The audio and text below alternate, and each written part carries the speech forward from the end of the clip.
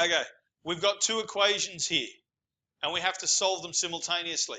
Now, just remember, when you solve them simultaneously, what you are doing is finding the one point, the only point that works for both of these lines. You're finding the point of intersection. Right? So this one we are doing by substitution. Okay? When you have one of the variables as the subject, so like y equals, then it's very useful because you can substitute in quite easily. So have a look at this. So we've got y equals x plus 3, and we've got y equals 2x plus 5. You right, guys? Because once again, writing it down is not going to help you. Honestly, you might as well not write it down. If you're not listening now, there's no use writing it down. Okay. What I'd like you to do is just label this number 1 and this number 2. We do this a lot. We'll be doing this when we solve them by elimination as well. But at the moment, just label them 1 and 2. Okay? So you got equation 1 and equation 2. Now, what do they equal? Both of them equal one thing.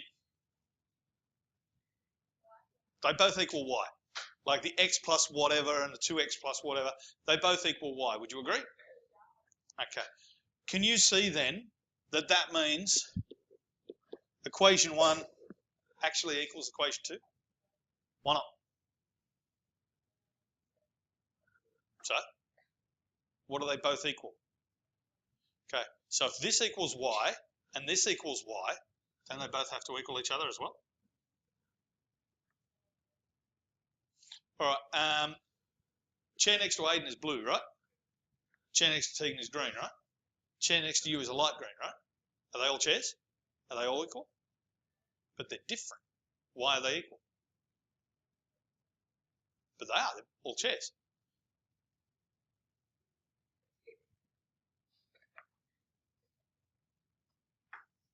Does that make sense, or are you just saying yes to shut me up? Okay, what's 5 plus 2? Okay, what's 3 plus 4? So does 5 plus 2 equal 3 plus 4 or not?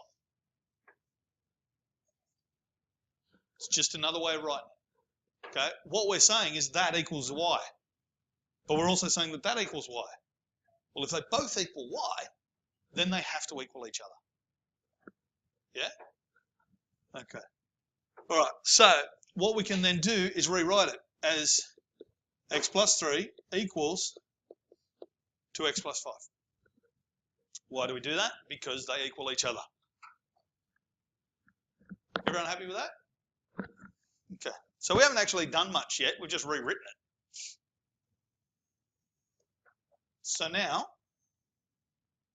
we have to solve it. Now this looks very similar to something we've done earlier. We've got x's on both sides. What do we want? Okay, which one do you want to move? The x or the 2x?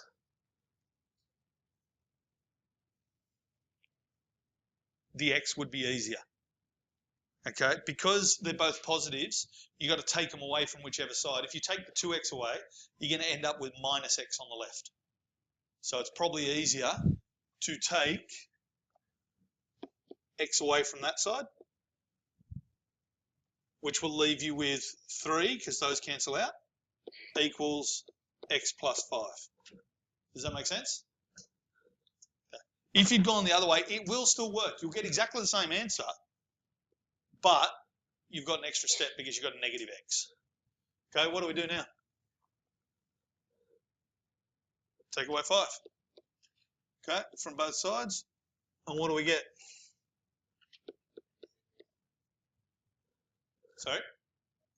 Minus, ooh, close. Minus 2 equals x. It's not 2x, not minus 2x. Okay, so we've got minus 2 equals x. So we now know what x equals. For on our graph, like you've got these two lines, they intersect at this point. We now know that that point has minus 2 as one of its coordinates. Cool? Everyone happy with that? That's what we've done so far. What do we have to find out now? What's the other point? The y. How do we find it? Nah, it's a pain in the ass if we do it that way.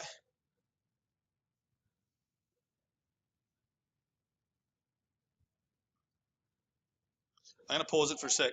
Yes, we're going to substitute the -2, the x value, back into the equation. Now, we only have to substitute it into one equation, okay? So let's substitute it into the first one. So we go y equals, and we should normally write sub into 1. You do that so that the examiner or whoever knows what you're doing. So we got -2 plus 3. Okay?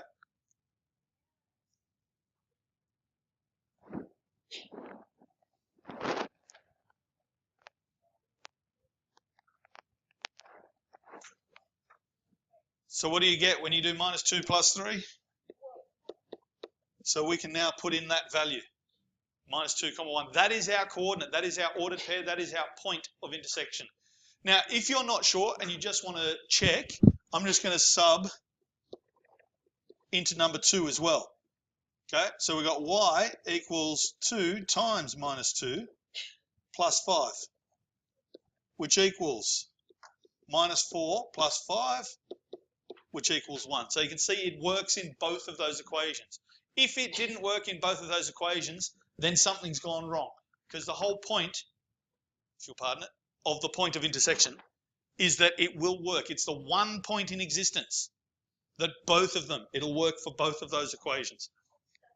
Does that make sense?